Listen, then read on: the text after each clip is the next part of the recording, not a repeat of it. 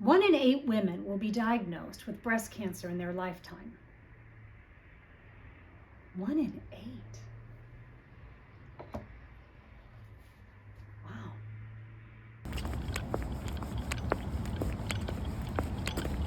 I am heading out for my first appointment with the plastic surgeon. It's actually not the surgeon. I'm meeting the physician's assistant.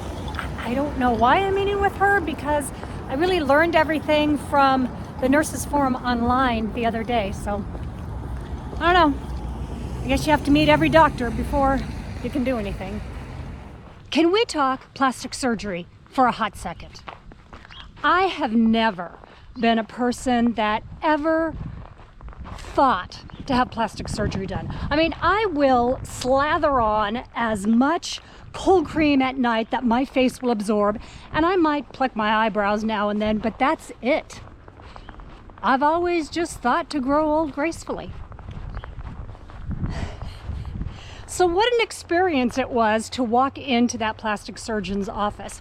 I get in, and the 3 ladies that are at reception, you guys, it was like walking onto the set of the Stepford Wives. They looked, so their lips were all big. They had no creases. They spoke, but it's like their face didn't move. It was like they had no emotion, like they have never laughed or had joy or sadness or anger. Their faces were so, it was just weird. And as I was sitting there, I had to arrive early to fill out some paperwork. I was looking at the people around me, and they were so young. They looked like they were not even 30. They had no wrinkles. What the heck are you kids doing there? And I was facing the door, and they had this screen that was like their advertisement, and they had a face of, here's what your face looks like now, and here's what it will look like after surgery. And I'm like, why? And then this woman walked in, and she put on a mask. She had a bald head. And I thought, my people, please sit next to me, my people. Someone who is not trying to cover up how old they are. They're just hoping by the grace of God that they get to grow old. Once I got in to see the plastic surgeon, they were all normal looking. They did not look like they were chiseled out of plastic. And I was not, well, I better hurry. And I did not think I was going to like my plastic surgeon. In fact, I didn't want to like her. I saw her photo and I was like, no. But she is fabulous. Absolutely fabulous. She made me feel good about this whole thing. So let's talk about the team that's going to help me recover. Dr. Christine Anderson is my primary care physician, and the day she gave me the news, God bless her, she was so kind and gentle and caring, and she told me that if she was diagnosed with breast cancer, the doctor she referred me to is the oncologist she would go to. So that told me a lot, you know. And Dr. Guthrie is my oncologist. What a wonderful lady. She walks in, and the first thing she said was, I'm so sorry that you're here today, but I'm going to take care of you. She had such a great bedside manner. She was so wonderful, so kind and caring. She is one of the best oncology physicians here in Spokane. I did a lot of research on her. She is one of the best. And she referred me to Plastic Surgery Northwest, to one of the best plastic surgeons, breast specialty. And her name is Emily Williams. That's the plastic surgeon I was just recently talking about. I have a great team of ladies behind me. No matter how this surgery goes, and it's going to go well, because I have the best team behind me, actually in front of me. I feel very good about this. Very good about this.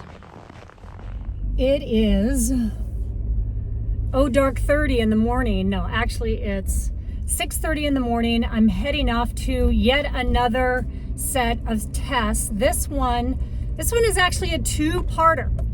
I have a bone and body scan that I have to do, and I have to be at Inland Imaging at 7:15, where they inject some dye, and then I leave, I guess, and come back in 2 hours and do the actual scan. I'm not sure why I'm doing this. I think it's because when I saw my oncologist, I told her that my back was hurting. So now I'm doing a whole new series of tests. I would just like to go in and have my breast cancer surgery. So, well, there you go. Off we go on to another appointment. But I'm back at the office, and there's where he injected the radioactive fluid. How he described it, the tech that did this first little procedure, he described it as when you're having an x-ray, the radioactivity or the radioactive material, I don't know, it shoots through your body. This here is where they actually inject some radioactive fluid into your body, and then it somehow absorbs into your bones. And then when I go back at 10, I do the actual scan, and then they can see if there's anything going on with my bones, particularly my back, and then right here. I guess I made the mistake, like I said, of saying I was having some discomfort. Oh, God, help me. So I go back in 10. It's like 7:30 right now. He said not to drink too much coffee, a couple of glasses of water if I want to eat breakfast, to go ahead and do that. So I'm going to catch up on some work and then head to my scan.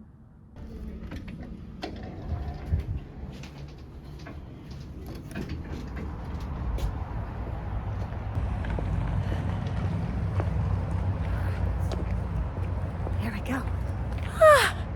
Just got done. It was actually an hour. I couldn't believe it. But it went fast. They did full body scan, hip scan, head scan, chest scans. I've been scanned. I've been nuclear. I should have my results in 2 days, they say. Several things have happened this week. When I met with my oncologist, Dr. Guthrie, she suggested that I have a genetic test taken, just to see if I carried the gene that I could pass on to my blood relatives, mostly my son. And she told me, do not be surprised if it comes back positive, because I meet quite a few of the criteria. So I totally prepared for this, totally prepared to have my son go in and get testing after the results. The test was negative. The test was negative, everybody. Negative. The first silver lining in a while. You don't know how happy that made me. And to be able to tell my son, I do not carry the gene to transfer to you. That bone scan that I did earlier this week, it was to find out. Okay, here's my advice to everybody. If this ever happens to any of you, ask more questions.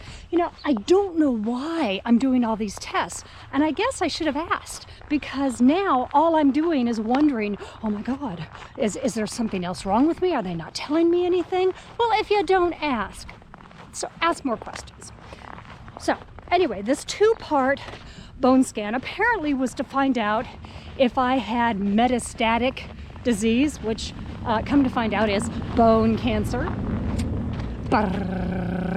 Negative. Negative again. So my stars are starting to align, you know. Earlier, my stars weren't even touching each other, but they are now starting to align. Thank you, thank you. I did have what I thought was my final dental appointment in a long time. However, I guess there's some work that he wants to do quite quickly, so I am going in next week to have some work done, and that will be my final dental appointment for a very long time. Next week I also have one more test. It's a body CT scan. Again, I guess I should have asked why I'm doing this, but I didn't.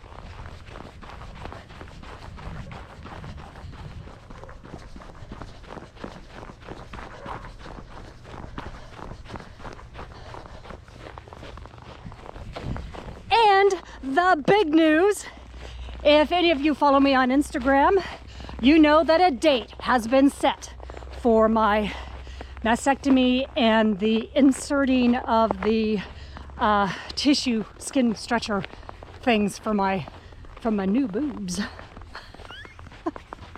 It will be next week. Wednesday, February 1st, I will be going in. It's outpatient, if you can believe that. That's something I wasn't aware of. They actually go in, do the mastectomy, and then the plastic surgeon comes in and inserts the tissue stretcher things. And then I'll be home that afternoon or that evening. Who knew? You know, I was telling the plastic surgeon that, God, it just seems to be dragging on. We've known about this since before Christmas, and I want them out. And she said, well, once all your tests are done and your doctors talk, it's gonna go quick. And by God, she was not kidding. I was on my way to my dental cleaning. That's when I got the call, and that was just 2 days after I saw the plastic surgeon. Since that time, I've been getting phone call after phone call after phone call. We need to have you come in for blood tests. We need to have you come in for a COVID test. Here's the prescriptions you need to pick up for all your pain and all the other stuff. I mean, things are happening so fast. All of my post-op appointments, they've all been booked. It's just going like gangbusters. So it was a surprise to me. I thought I would have a couple of weeks to prepare my house and myself. So next week, I will be getting my house in order. There's things I won't be able to do. So I need to get that all. I want to clean my house, deep clean my house. I want to get grocery shopping done and just go around my house and see what I need to do to get myself ready. I will be off for probably 6 weeks of work. What am I going to do? What am I going to do? You know what I'm going to do? I'm going to survive. I'm going to survive all of this. And I want to thank all of you for your kind words, your kind thoughts, your good mojo and all of that. That's what I'm going to do.